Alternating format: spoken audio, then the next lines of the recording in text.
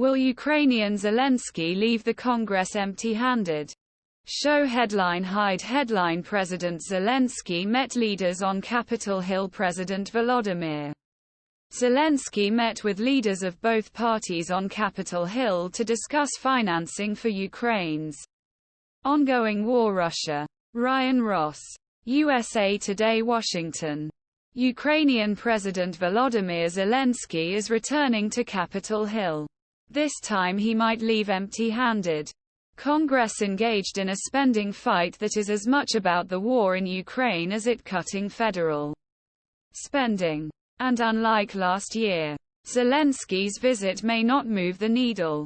Conservatives in House of Representatives are pushing to exclude aid to Ukraine from a bill that would keep government open through end of year.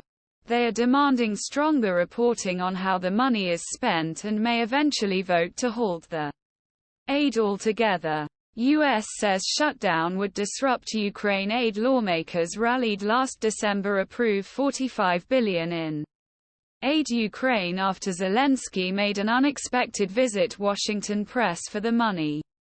But House of Representatives was controlled by Democrats at the time. And current Go-Prune Congress was in chaos. House Speaker Kevin McCarthy is trying to unite his rebel group around a broader government funding bill. Without a deal, U.S. spending authority will expire on September 30 and most of the federal government will shut down. U.S. officials say the shutdown would disrupt already approved aid to Ukraine, which could hurt Zelenskyy's ability to oust Russia from his country. Furloughs given federal employees due to government shutdown could prevent the Pentagon from providing weapons and ammunition or training and education that Ukrainian forces need. According Pentagon spokesman Christopher Sherwood, Ukrainian forces depend on regular shipments of artillery shells and mine-clearing equipment for their offensive against the Russian military. They also need to be trained in advanced weapons systems, such as Patriot missile systems used to protect against Russian missiles and unmanned aerial vehicles.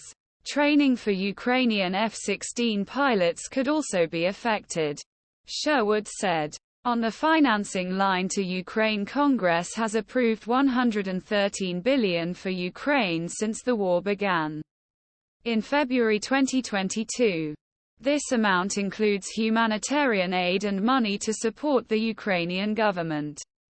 The Biden administration is seeking an additional $20.6 billion in aid to Ukraine, plus another $3.3 billion for other related international needs, for a total of $24 billion.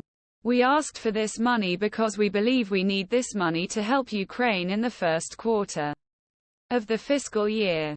National Security Council Strategic Communications Coordinator John Kirby said Wednesday. The Pentagon's support for Ukraine has two main sources. One, called the Presidential Withdrawal Authority, relies on existing stockpiles of supplies. Under this authority, President Joe Biden has directed the Pentagon to ship tens of billions worth of military equipment. Inc.